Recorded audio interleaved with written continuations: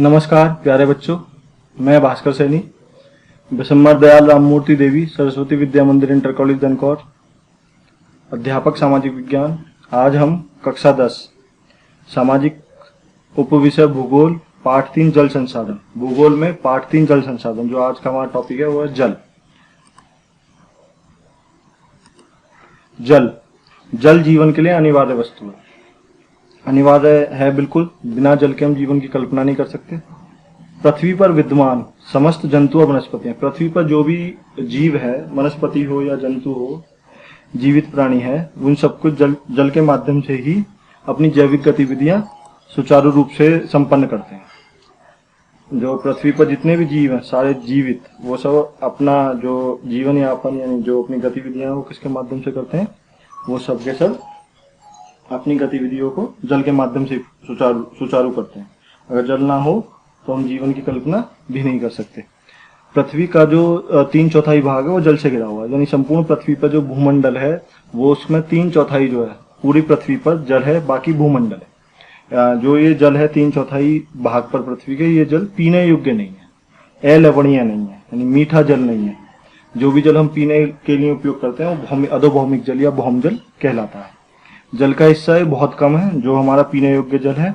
यह माना जा रहा है कि सन 2025 तक, जिस प्रकार से हम जल का दोहन, जल का उपयोग कर रहे हैं, कि 2025 तक 20 करोड़ लोगों को हम जल की जो कमी का सामना करना पड़ सकता है। तो अब ये जो जब 20 करोड़ लोगों को जल की कमी का सामना पड़ेगा, ये जल कौन सा जल है? अधोभौमिक जल। अधोभौमिक जल धरातल के नीचे चट्टानों व दरारों में अवस्थित जल भौम जल या भूगर्भ जल कहलाता है। यह जल पीने योग्य होता है, यानी जो जल को हम पीने के लिए उपयोग कर रहे हैं वो जल कौन सा होता है? अधोभौमिक जल। वर्षा के बाद जो जल पृथ्वी द्वारा सोख लिया जाता है और अंदर पृथ्वी की जो आंतरिक चट्टानों में समाहित हो जाता है, जिसे हम अन्य अन्य माध्यमों के द्वारा, समरसेबुल है, नल है, कुओं के माध्यम के द्वारा हम उसे प्राप्त करते हैं और पीने के उपयोग में करते हैं, उसे हम अधोभौमिक या भौम जल कहते हैं। यही जल हमारे पीने के लिए उपयोग में आता है, जिसे मीठा जल भी कहा जाता है। इस जल की लगातार कमी होती जा रही है, तो उसको हम कहते हैं जल दुर्लभता। मांग की तुलना में जल की कमी का होना, यानी मांग की जो मांग है जितनी जल की, उसकी तुलना में जल का कम होना, उसे हम जल दुर्लभता कहते हैं। भारत में जनसंख्या बहुत तेजी से बढ़ रही है, तो इस कारण से जल की मांग भी बढ़ती जा रही है। जल की बढ़ती मांग और उसका असमान वितरण, यानी कहीं पर जल बहुत ज्यादा है, कहीं पर जल बिल्कुल भी नहीं है, इसका जल दुर्लभता का एक मेन कारण बनता जा रहा है। अब जब ये जल दुर्लभता बढ़ती जाएगी, जल संरक्षण और प्रबंधन की आवश्यकता है। भारत में वर्षा, वार्षिक और मौसमी परिवर्तनों के कारण जल संसाधनों की उपलब्धता में समय व स्थान के अनुसार अत्यधिक विभिन्नता विद्यमान। भारत में जो वर्षा में जो वार्षिक वर्षा है उसमें और मौसम के परिवर्तनों में जल संसाधन में जो भी उपलब्ध समय व स्थान के अनुसार अत्यधिक भिन्नता है। जैसे भारत के ही मौसिनराम यानी मेघालय राज्य में मौसिनराम है, वहाँ विश्व की सर्वाधिक वर्षा होती है। वहीं राजस्थान, भारत का राजस्थान पश्चिम में स्थित है राजस्थान राज्य, वहाँ पूरा मरुस्थल है। इस स्थिति के साथ जल के असमान वितरण के लिए मानव की गतिविधियां भी जिम्मेदार है। देखो यहाँ पर मानव की, ये तो हमारी अकॉर्डिंग क्या हो गई, जो स्थिति है भारत में उसके अकॉर्डिंग यहाँ सूखा और वो पड़ रहा है, क्योंकि यहाँ पर कोई भी मरुस्थल में कोई वनस्पति की कमी है, इसलिए यहाँ बारिश नहीं होती। और जो पर्वत है उसकी रोक नहीं है, कोई भी मानसून तो उठता है लेकिन वो उसे रोकने के लिए कोई पहाड़ या पर्वत नहीं है, इसलिए यहाँ मरुस्थल में पूरा सूखा रहता है। इसके साथ साथ, ये तो प्राकृतिक कारण हो गए दोनों, इसके साथ साथ यहाँ पर असमान वितरण, मानव की जो क्रियाकलाप है उसके कारण भी जल का संरक्षण आवश्यक है।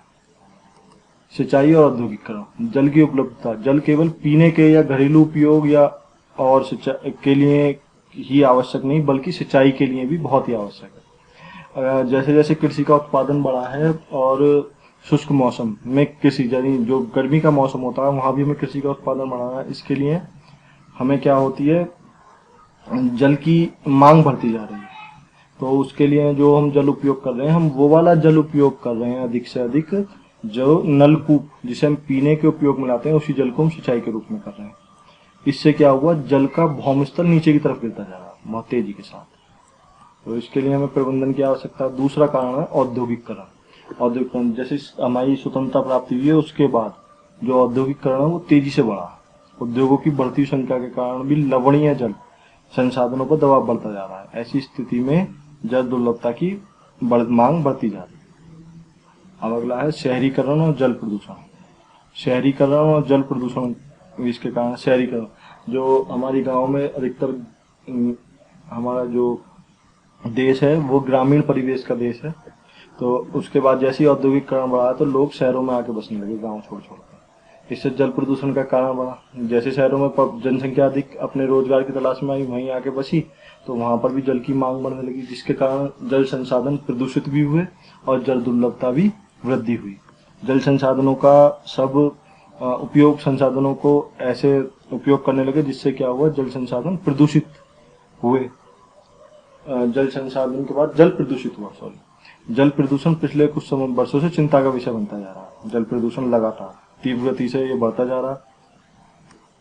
कई जगह हमने देखा है कि हमारा जो जल है वो पीने योग्य ही नहीं बचा। कई इलाकों में, पंजाब के कई इलाकों में भटिंडा जगह है, वहां पर क्या हुआ कि कई नलों से पानी जो निकला उससे कैंसर के लक्षण मिले।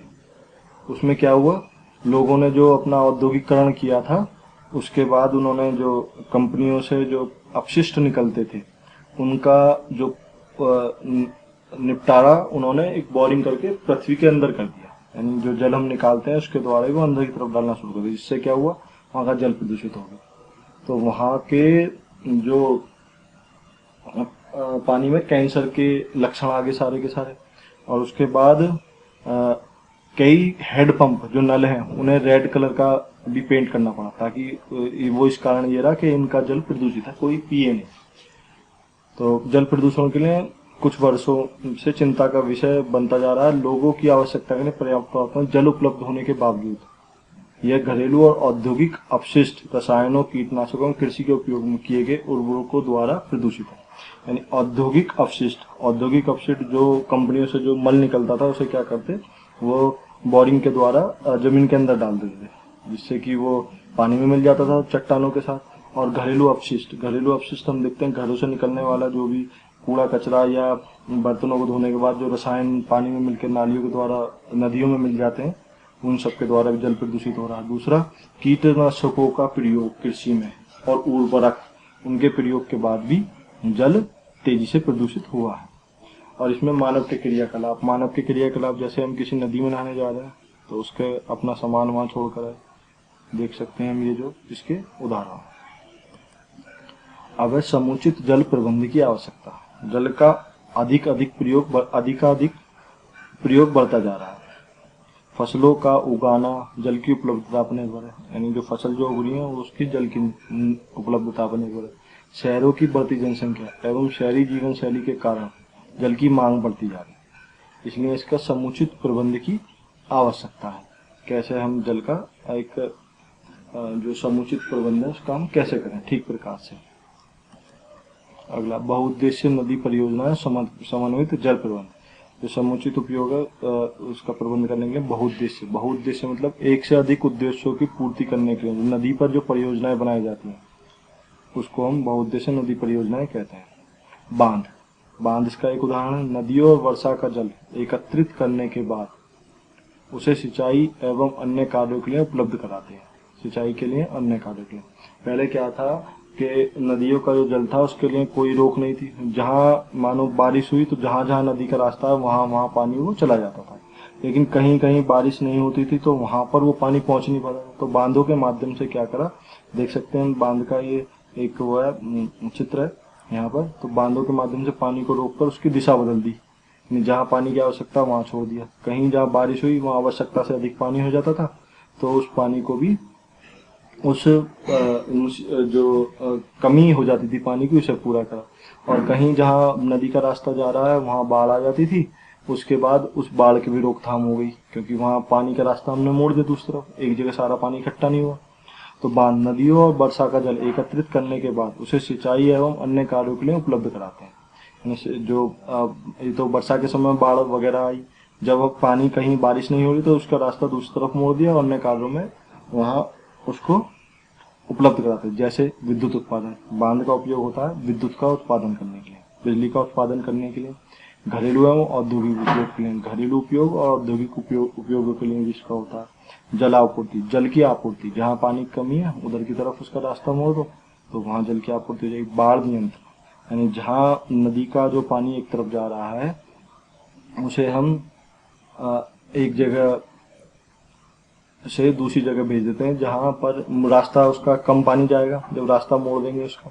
मनोरंजन, यानी और दूसरा, बांधों के पास ही एक पार्क वगैरह बना दिए जाते हैं जहाँ लोग बाग जाकर अपना मनोरंजन कर सकते हैं। अगला मत्स्य पालन, जहाँ बांध होते हैं वहाँ पर मछलियों का पालन भी करते हैं। भूमि अपर्दन, जो बारिश के बाद जो भूमि अपर्दन यानी भूमि की जो कटाई हो जाती है, मिट्टी एक स्थान से दूसरे स्थान पर चली जाती थी, उसे भूमि अपर्दन पर प्रभाव होता था। कृषि सिंचाई आदि, कृषि सिंचाई इसका मेन काम है। कृषि को में सिंचाई की कमी ना हो, बताया आपको, जैसे पानी बारिश नहीं हो रही कहीं पर, वहाँ पर क्या करते हैं, इसका पानी उधर की तरफ भेज देते हैं। इसी कारण इन्हें बहुउद्देश्य नदी परियोजना, इतने सारे उद्देश्यों की पूर्ति के लिए ये योजना बनाई जाती है, इसी कारण बहुउद्देश्य नदी परियोजना कहा जाता है। उदाहरण के लिए सतलज नदी, सतलज व्यास बेसिन में भाखड़ा नागल परियोजना, सतलज नदी यानी पंजाब में भाखड़ा नागल परियोजना है। महानदी बेसिन में हीराकुंड परियोजना, महानदी ओडिशा में महानदी पर बना हुआ हीराकुंड परियोजना, इन सारे कार्यों की पूर्ति के लिए इनका उपयोग किया जाता है। बहुउद्देश्य परियोजना और इनका विरोध, जब भी बहुउद्देश्य परियोजना लगी है तो इनका विरोध भी हुआ। स्थानीय लोगों का विस्थापन है, बाढ़ में वृद्धि। क्या होता था, स्थानीय लोगों का जो विस्थापन हो जाता है वहाँ से जो रहते हैं, जब बहुउद्देश्य परियोजना छोटी जगह पर नहीं लगती, बहुत लंबे चौड़े एरिया को ये घेरती है, उसके साथ जो भी वहाँ लोग रहते हैं उन सबको वहाँ से अपने स्थान को छोड़कर कहीं और जाकर उनको बसाया जाता है।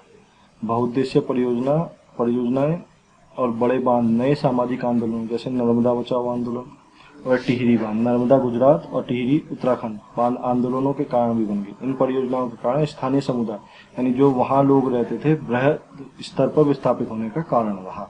ये वृहद स्तर पर वहाँ से विस्थापित हो जाते हैं, अपनी जगह को छोड़कर उन्हें जाना पड़ता है।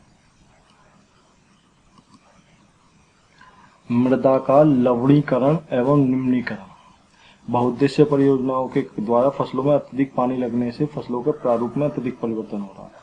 मृदा में लवणीकरण जैसी गंभीर समस्या उत्पन्न हो गई, यानी मिट्टी में भी एक तरह से प्रदूषित मृदा प्रदूषण भी हो गया।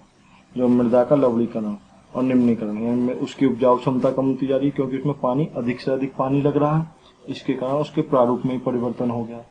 इसके कारण क्या हुआ है, अत्यधिक परिवर्तन मृदा में लवणीकरण जैसी गंभीर समस्या उत्पन्न हुई है। किसके कारण, बहुउद्देश्य परियोजनाओं के कारण। भूकंप, जल से होने वाली बीमारियों में वृद्धि, माना जाता है बहुउद्देश्य परियोजना के कारण किसी क्षेत्र विशेष में भूकंप आने की संभावनाएं बढ़ जाती है। जहाँ भी वो परियोजनाएं लगती हैं तो वहाँ पर ये माना जाता है कि भूकंप आने की संभावनाएं वहाँ बढ़ जाती हैं। इसके अतिरिक्त अत्यधिक जल एकत्रित होने के कारण वहाँ जल से होने वाली बीमारियाँ, फसलों में कीटाणु जनित बीमारियाँ और जल प्रदूषण में वृद्धि हो जाती है। यानी पानी लगातार इकट्ठा रहता है तो पानी प्रदूषित हो जाता है, जिससे जल से होने वाली बीमारियाँ बढ़ती हैं और फसलों में भी कीटनाशक बढ़ते चले जाते हैं, कीटाणु बढ़ते चले जाते हैं। वर्षा जल संग्रहण, अगला टॉपिक है वर्षा जल संग्रहण। भारत में परंपरागत वर्षा जल संग्रहण की पद्धति प्राचीन काल से ही उपयोग हो रहा है। वर्षा जल संग्रहण यानी हमने देखा होगा हमारे कॉलेज में भी एक वाटर हार्वेस्टिंग लगी हुई है, देखा है क्या, जो हमारी छतों का जो पानी है वो पाइप के माध्यम से हम पृथ्वी के अंदर उसे वापस भेज देते हैं। यानी जो हमारा अधोगमिक जल है उसको उसके अंदर हम उस पानी को वापस भेज देते हैं। हमारे कॉलेज में भी ये लगा हुआ है वाटर हार्वेस्टिंग के नाम से। तो इसमें इसका पाइप जो होते छतों के पाइपों को जो पृथ्वी के अंदर की तरफ बोरिंग करके उसमें से जोड़ दिया जाता है। देख सकते हैं आप, ये सारे पाइप आ रहे हैं, ये और ये जो स्कूल का जो कॉलेज का जो बिल्डिंग का जो जल है वो सारा वो एक पाइप उसका है, पूरा सब का सब वो अंदर जाता है। वो सारा बेशक गंदा हो या साफ, वो सारा पृथ्वी के जो ऐसी टेक्नोलॉजी डाली जाती है उसमें पत्थर डाले जाते हैं, पत्थर से उसकी सारी गंद पत्थर पर चिपक जाती है, केवल पानी नीचे जाता है। ये देख सकते हैं, ये रहा। प्राचीन समय में, पुराने समय में क्या करते थे, ये जो छत है, छत के पानी का पाइप ला के एक तालाब रूपी, एक टैंक रूपी बना दिया, जिससे उससे सारा पानी चला जाता है। ये देख ये पाइप लगे हुए हैं, सारा पानी एक टैंक में, जिससे क्या हो पृथ्वी से पी जाती थी, तो वाटर लेवल वहाँ गिरता नहीं है। पत्थरों के मलबे से बांध का निर्माण किया जाता था, वर्षा जल संग्रहण पत्थरों का जो मलबा होता था उससे बांध बनाया जाता था जिससे जल का संग्रहण हो सके। जलाशय और टीलों का तटबंध व नहर जैसी संरचना। जलाशय और टीलों का तटबंध, तटों को बांध दिया जाता था और नहर जैसी एक संरचना बना दी जाती थी ताकि पानी के रास्ते को मोड़ा जा सके। पहाड़ी क्षेत्रों में गुल अथवा कुल जैसी वाहकार नदी की धारा का रास्ता बदलकर खेतों में सिंचाई के लिए बनाए जाते थे। खेतों में सिंचाई के लिए नदी जैसी वाहिकाएं बनाई जाती, जिससे सिंचाई में उसका उपयोग किया जाता। अगला, शुष्क व अर्ध शुष्क क्षेत्रों में जल एकत्रित करने के लिए गड्ढे बनाए जाते थे। शुष्क व अर्ध शुष्क, जैसे हम देखते हैं, इसका एक एग्जाम्पल ले लेते हैं। राजस्थान में, जब बरसात का मौसम होता है तो वो गड्ढे बना लेते हैं। गड्ढों में पिन्नी बिछाकर ताकि पानी पिए नहीं और उसे पानी को एकत्रित कर लेते हैं। ये अभी इसका राजस्थान में हम इसका उपयोग करते हैं। अगला है बांस ड्रिप सिंचाई प्रणाली। तो देख सकते हैं मेघालय राज्य में, तो पूरब में मेघालय राज्य है, वहाँ पे बांस ड्रिप सिंचाई प्रणाली। झरने पर ये बांस के एक सिरे को बांधकर उसको पाइप का आकार देकर जहाँ हमें पानी लगाना है उनकी जड़ों में बांध दिया जाता था, पेड़ों में, ये केवल। और वर्तमान समय में ड्रिप सिंचाई प्रणाली, ये पाइपों को हम बिछा देते हैं खेतों में, इसकी सरकार व्यवस्था करती है, सरकार सब्सिडी भी देती है।